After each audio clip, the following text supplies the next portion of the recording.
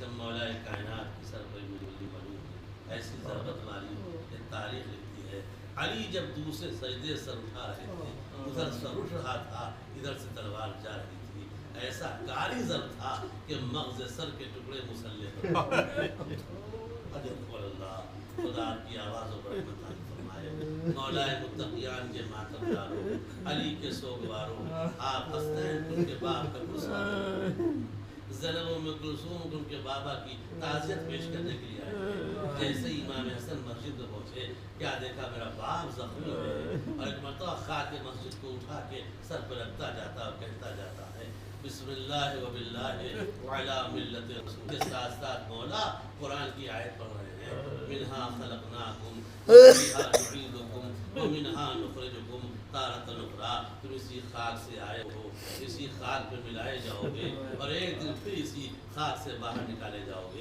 کہا بابا یہ آپ کی کیا کیفیت دیکھ رہا ہوں؟ کہا بیٹا حسن کے بعد میں پوچھنا، پہلے چاہنے والوں کو نماز پڑھائی۔ امام حسن نے چاہنے والوں کو نماز پڑھائی، علی نے بیٹھ کے نماز پڑھی، اور جب نہیں کہا ہو اے مسجد کوفہ گواہ رہنا، علی نے کبھی بیٹھ کے نماز نہیں پڑھی، مگر آج زخم سر سے بدن کا اتنا لہو بہ گیا کہ علی میں اتنی تاب نہیں ہے کہ کھڑے ہو کے ارکان بندگی ادا کر سکے۔ نماز تمام ہوئی، امام حسن تشریف لائے، اے بابا آپ کو کس نے زخمی کر دیا؟ کہ بیٹا حسن وہ قاتل پکڑ کے لایا جائے گا، ابھی تم دیکھ لینا۔ جیسے ہی قاتل سامنے آیا، اس کی مشکل متی تھی کہ پہلے اس کے ہاتھ کھلوا دو۔ کہ بابا اس نے بڑا ظلم کیا ہے، کل ایمان کو زخمی کیا، کہ لاکھ زخمی کیا ہو مگر مشکل ہو، میں کسی ذات کو بھی پس گردن سے بڑھا دیکھنا گوارا نہیں کرتا۔ یہ علی یہ کوفے میں قاتل کا خیال ہے، سن 61 ہجری میں یہی کوفہ ہوگا جہاں آپ کی بیٹیاں ہوں گی، نامحرموں کا مجمع ہوگا، منادی کی ندا ہوگی، یہ محمد کی نواسیاں ہیں، یہ علی کی بیٹیاں ہیں، حاضہی سبایا من بنات اللہ بس جزا۔ مولا کائنات نے حسن سے کہا اے بیٹا حسن مجتبیٰ ایک چادر منگاؤ، اب مجھے گھر لے چلو، تمہاری بہنیں بے قرار ہوں گی۔ ایک گلیم لایا گیا، گلیم کہتے ہیں فارسی میں موٹی چادر کو، جس کو آپ کمبل کہتے ہیں۔ تاریخ آل محمد میں گلیم کا تذکرہ 3 مرتبہ ملا، یا مسجد کوفہ میں علی نے منگوائی، اور دوسری مرتبہ امام موسم نے جعفر کو جب بادشاہ نے شہید کیا گلیم میں لپیٹ کے بغداد کے پل پر امام کے جنازے کو رکھ دیا تھا۔ اور جب سلیمان نے دیکھا تو کیا دیکھا کہ شہادت کے بعد بھی امام کے ہاتھوں میں ہتھکڑیاں ہیں، پیروں میں بیڑیاں ہیں، گلے میں توقع خاردار ہے۔ اور تیسری مرتبہ تاریخ اہل بیت میں گلیم کا تذکرہ تب ملتا ہے جب بھتیجے نے چچا کو پکارا اے چچا میرا آخری سلام لے لیجئے، اور حسین مقتل میں پہنچے تو کیا دیکھا قاسم کی لاش پر گھوڑے دوڑ چکے ہیں، بدن ٹکڑے ٹکڑے چکا، ایک گلیم کا سہارا دے کے قاسم کی جسم کے ٹکڑوں کو خیمے میں پہنچایا۔ ایک گلیم لایا گیا، اجرکم اللہ، خدا آپ کی آنکھوں پر رحمت فرمائے، خدا آپ کی آوازوں پر رحمت فرمائے۔ بس اللہ نے جب 3 منظر سنی ہے اور مجھے تمام کر دوں، بہت روئیں گے آپ، بہت مذاق ہوں گے آپ۔ یہ رات رونے اور پیٹنے کی رات، یہ رات روزہ داروں کے ساتھ غم منانے کی رات ہے۔ امام حسن مجتبیٰ نے امام حسین نے باپ کو گلیم میں لٹایا اور لے کے چلے۔ جیسے ہی مسجد کوفہ سے علی کو باہر لے کے آئے، کیا دیکھا آگے آگے بیواؤں کا مجمع، پھر یتیموں کا مجمع، کوئی کہتا میرا والی مارا گیا، کوئی کہتا میرا خبرگیر کرنے والا مارا گیا، کوئی کہتا میرا سرپرست مارا گیا۔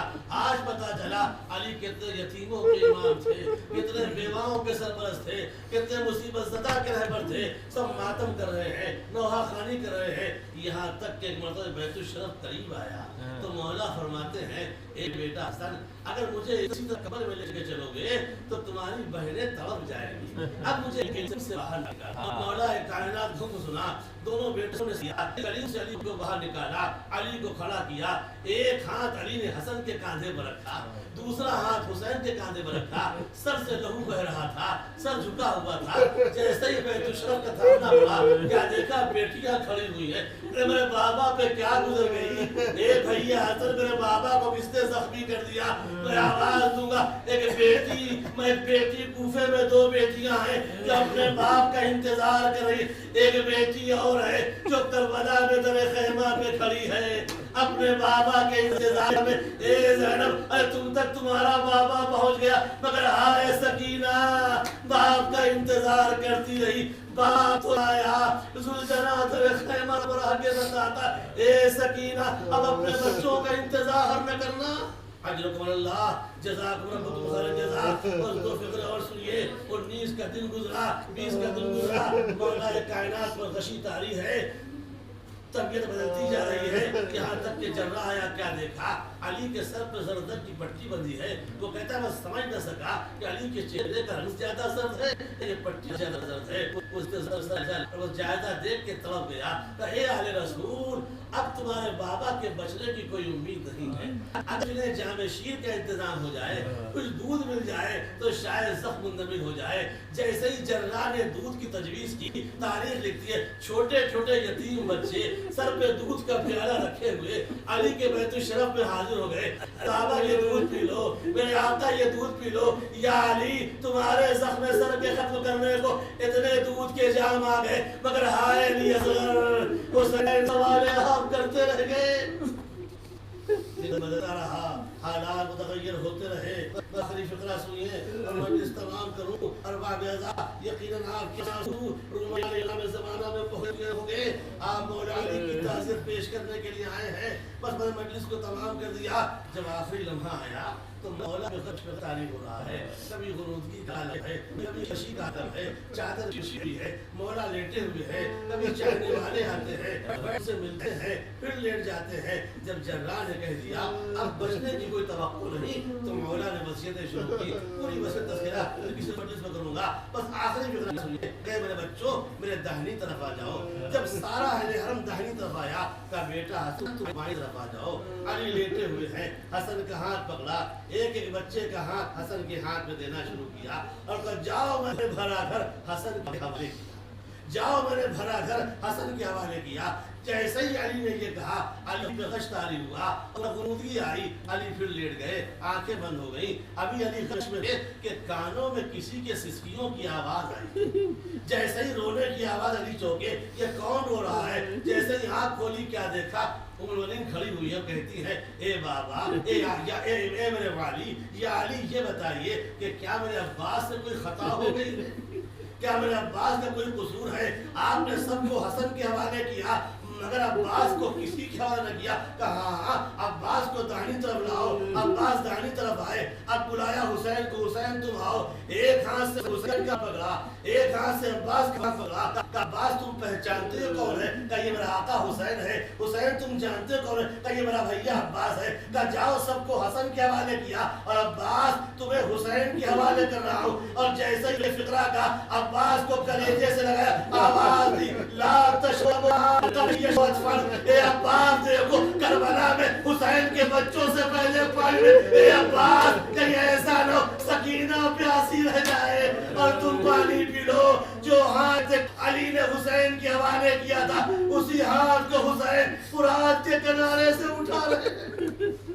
اللہ یہ تعبد کی زیارت کرنا ہے. آخری فقرہ سنیے مجلس تمام کرتا ہوں. بڑی نفسیاتی بات ہے یہ کو روک کے سنیے گا دل تڑپ جائے گا. مجلس میں تمام ہو جائے گی. تاریخ کربلا کہتی ہے کہ جب شب عاشور امام حسین نے چراغ دوسری مرتبہ بجھایا اور جلایا اور کہا سب چلے جاؤ. کچھ چلے گئے کچھ ٹھہر گئے تو آخر میں کہا اے عباس تم کو بھی اختیار دیتا ہوں تم اہل حرم کو لے کے چلے جاؤ تو بیویاں اسیری سے بچ جائیں گی.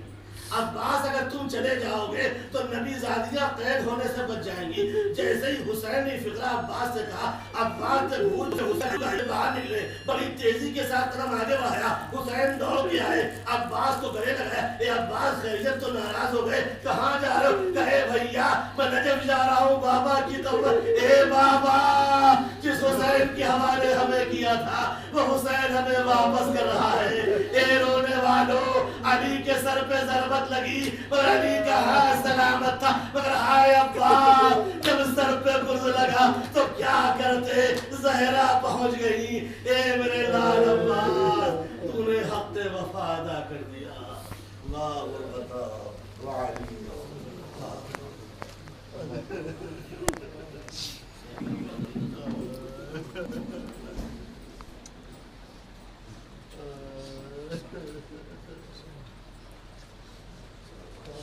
یا